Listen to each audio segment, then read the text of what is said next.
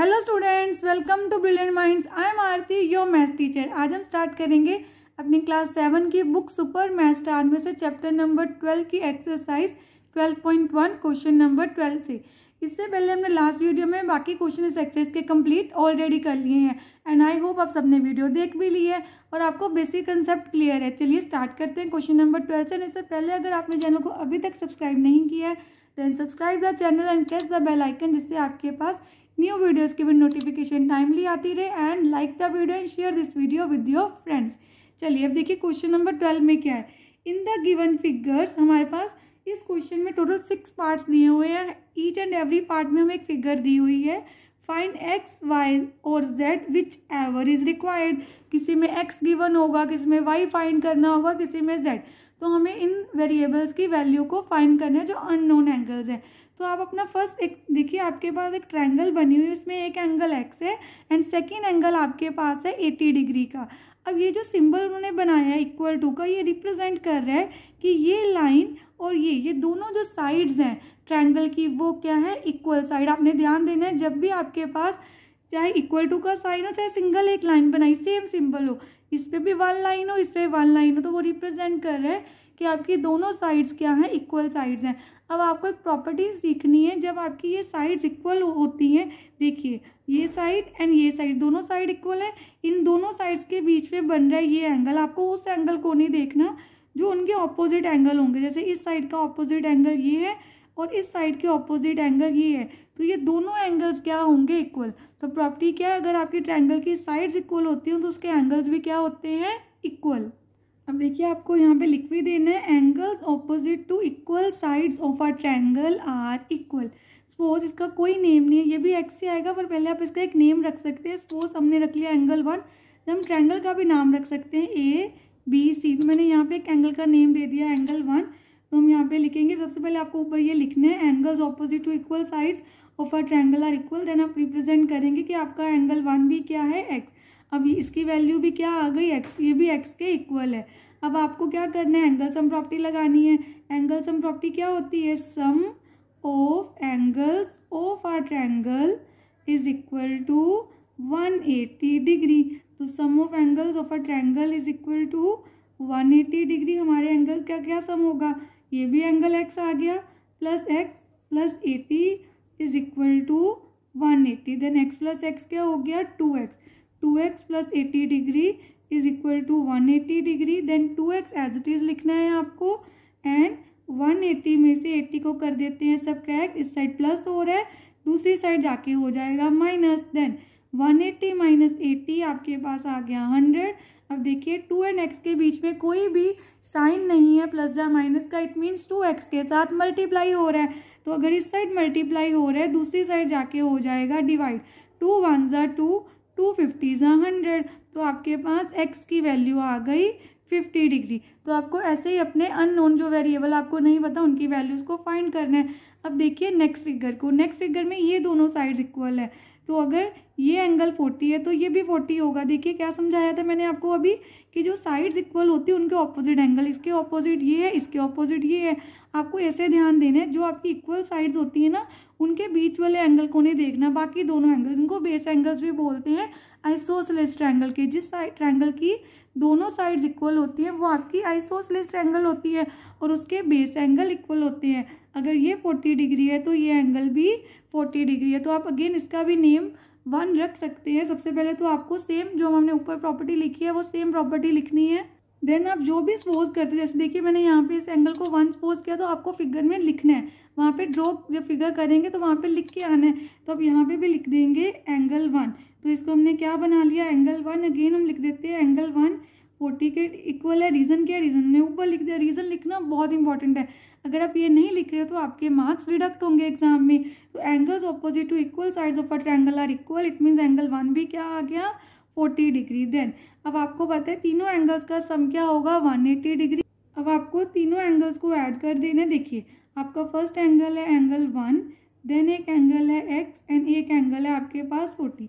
सबको ऐड करके आएगा 180। अब एंगल 1 की वैल्यू क्या है, एंगल 1 की वैल्यू आपने फाइंड की 40, x की वैल्यू हमें फाइंड करनी है।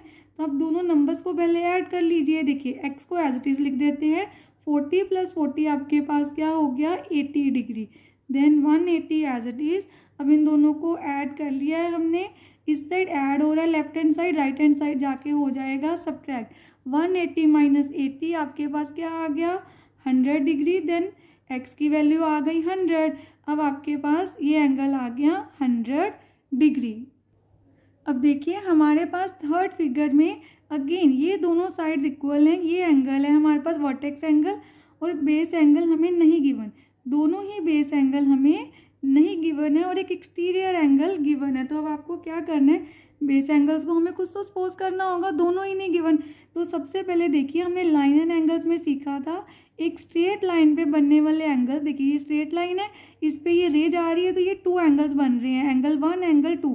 तो इन दोनों एंगल्स का सम होगा 180 डिग्री। जो भी एंगल स्ट्रेट लाइन पे बनते हैं उनका सम 180 डिग्री होता है। तो सपोज हम इनका नेम रख लेते हैं एंगल 1 और इसका नाम रख सकते हैं एंगल 2। तो आपको अब क्या करना है, सबसे पहले तो हम लिखेंगे कि एंगल 1 + 130 डिग्री अगर हम करते हैं दोनों एंगल्स को ऐड तो हमारे पास क्या आएगा, हमारे पास आएगा 180 डिग्री। आपको उसका रीज़न भी देना होगा, रीज़न क्या है लीनियर पेयर। और हमने किस चैप्टर में सीखा था, हमने ये सीखा था अपने लाइन एंड एंगल्स चैप्टर में। तो एंगल 1 की वैल्यू कैसे आएगी, अगर आपको एंगल 1 फाइंड करना है तो आपको 180 डिग्री में से 130 डिग्री को सब्ट्रैक्ट कर देना है। 180 - 130 आपके पास आ गया 50 डिग्री। अब आपको सेम प्रॉपर्टी लगानी है, अगर आपकी साइड्स इक्वल हैं तो बेस एंगल इक्वल होंगे, ऑपोजिट एंगल, तो एंगल 1 और 2 दोनों ही होंगे इक्वल। अब देखिए आपको ये लाइन लिख देनी है अपनी प्रॉपर्टी, देन अब क्या लिखेंगे कि एंगल 1 2 के इक्वल है एंड अगर एंगल 1 की वैल्यू 50 डिग्री है तो एंगल 2 भी कितना आ गया 50 डिग्री।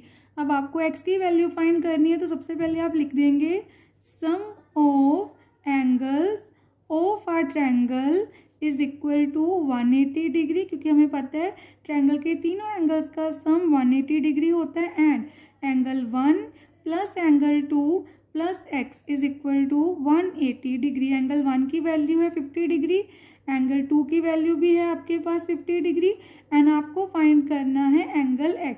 50 + 50 आपके पास आ गया 100 + x is equal to 180 degree, x is equal to 180 degree. देखिए 100x के साथ क्या हो रहा है प्लस, इस साइड जाके हो जाएगा माइनस, तो आपका आंसर आ गया 180 - 100 80 डिग्री। x की वैल्यू आ गई हमारे पास 80 डिग्री। अब देखिए क्वेश्चन नंबर 12 की फोर्थ फिगर क्या है, आपके पास ऐसे 2 ट्रायंगल्स बनी आपस में ज्वाइंट है, ये 2 इंटरसेक्टिंग लाइन है जो इस पॉइंट पे कट कर रही हैं।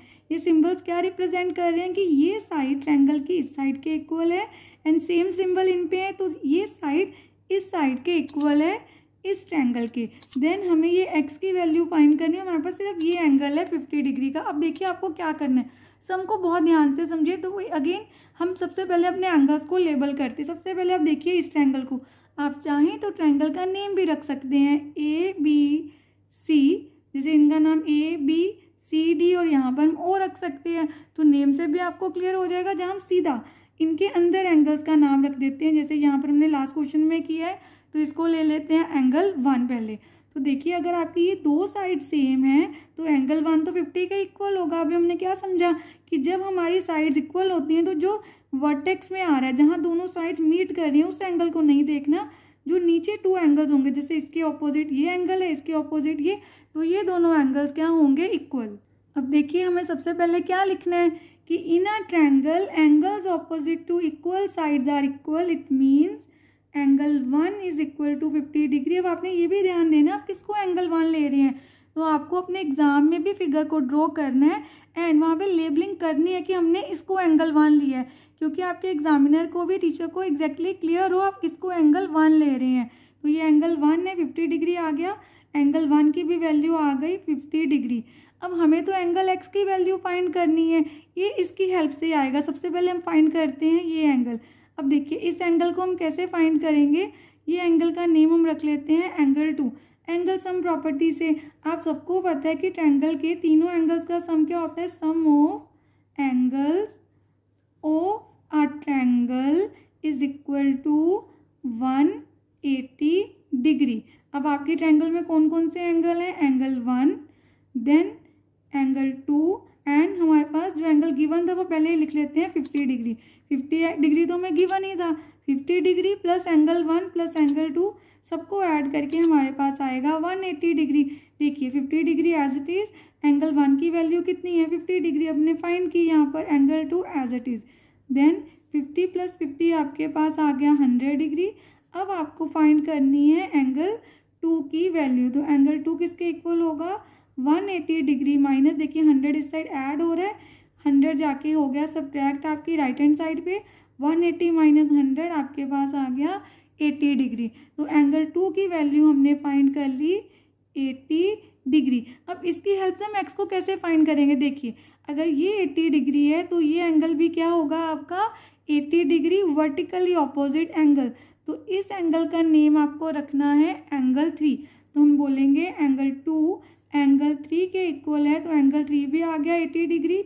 रीज़न आपको लिखना है वर्टिकली ऑपोजिट एंगल। तो ये भी हमने किस में सीखा था, ये आपने कंसेप्ट अंडरस्टैंड किया था लाइन एंड एंगल्स के चैप्टर में।